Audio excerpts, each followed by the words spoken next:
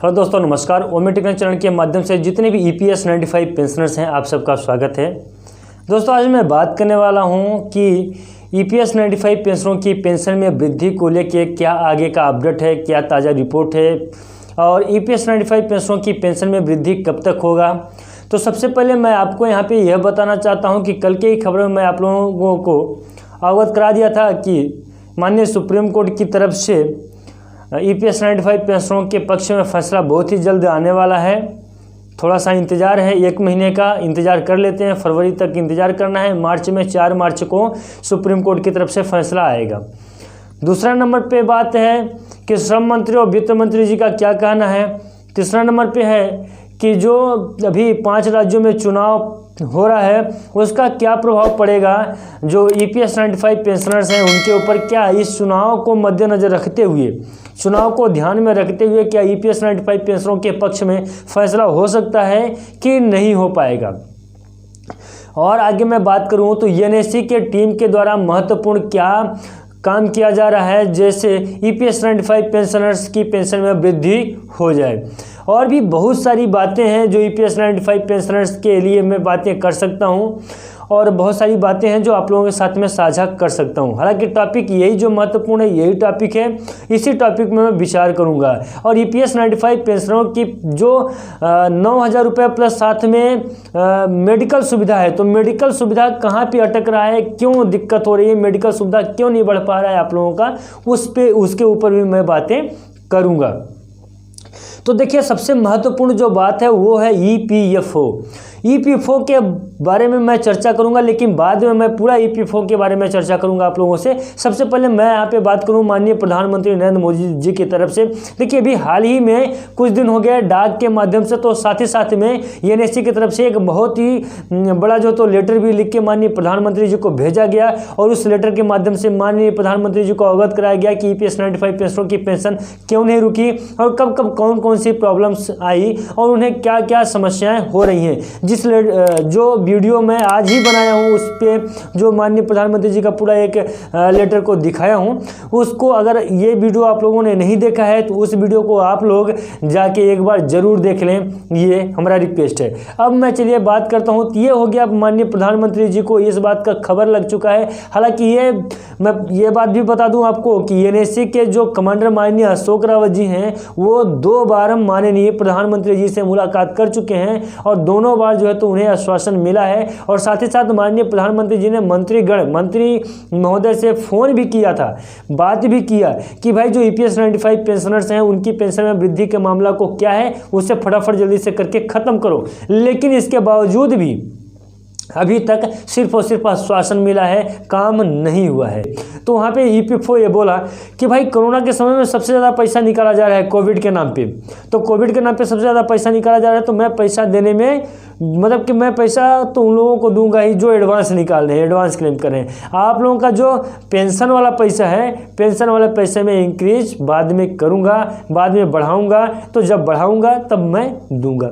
बात वहीं से टल गई। यही बात जो तो जब गए लेबर मिनिस्टर के पास में वहाँ बात किए, फाइनेंशियल मिनिस्टर के पास में वहाँ बात हुई, तो वहाँ भी यही निकल के आया कि भाई कोरोना काल को देखिए, कोरोना काल मतलब कि देश की हालत जो है तो आर्थिक स्थिति थोड़ा सा गड़बड़ चल रही है। जैसे ही सुधार होता है तो जितने भी EPS 95 पेंशनर्स हैं उनकी पेंशन में वृद्धि हो जाएगी। ये मामला हो गया। इसके बाद में मैं बात कर लेता हूँ EPFO की थोड़ा सा और। तो फिर EPFO अब जब मेडिकल, ये तो हो गया पेंशन वृद्धि को लेके। तो मैं बताया कि पेंशन वृद्धि का सबसे बड़ा मामला कहाँ पे अटक गया, सुप्रीम कोर्ट में।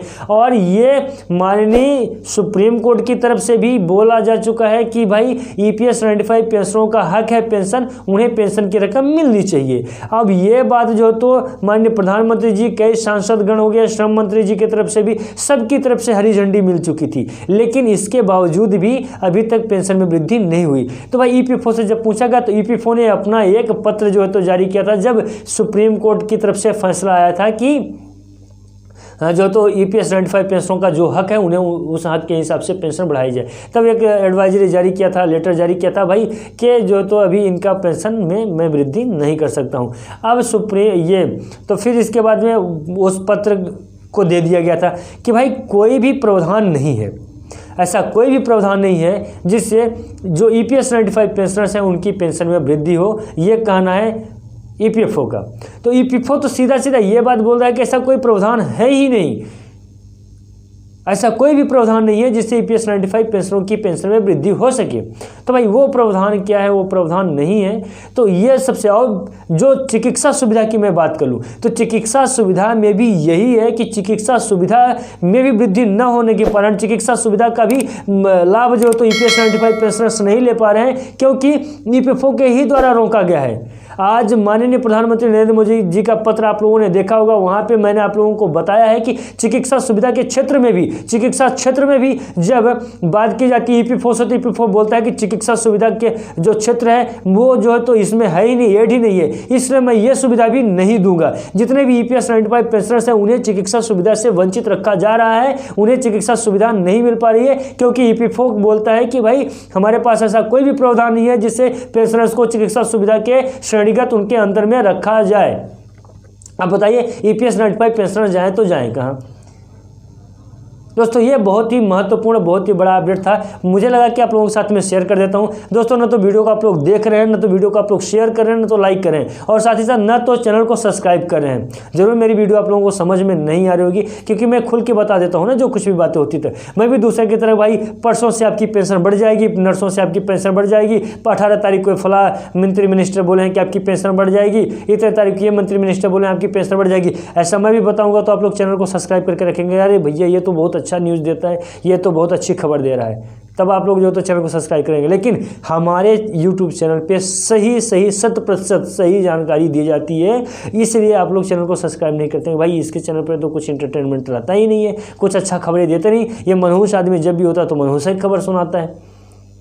अरे जो खबर रहता है सर वही खबर मैं आप लोगों को दूंगा ना, कि अपने घर से बना के लेके आऊँगा। मैं सिर्फ खबर देने वाला हूँ। बहुत सारे लोग मुझे बहुत पूछते हैं कि भाई पेंशन कब से बढ़ेगी, पेंशन कब से बढ़ेगी। सर फरवरी में बैठक होने वाली है, फरवरी में पेंशन आपकी जो तो फरवरी जो बैठक होगा उसी के हिसाब से देखा जाएगा कब पेंशन बढ़ेगी। चलिए बहुत सारी बातें हैं, मैं आगे भी बात कर लेता हूँ। चलिए थोड़ा सा वीडियो को मैं यहीं पे स्टॉप करता हूँ, मिलता हूँ कल।